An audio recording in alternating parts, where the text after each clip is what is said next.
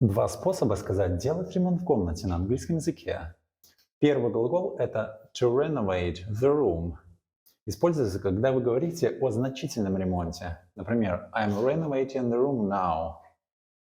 Второй глагол — это to redecorate the room. Используется, когда вы говорите о косметическом ремонте, то бишь незначительном. Например, когда вам нужно покрасить стены или поклеить обои. Например, I decided to redecorate the room to make it look amazing. Я решил сделать ремонт в комнате, чтобы она выглядела потрясающе. Подписывайся, чтобы узнать больше.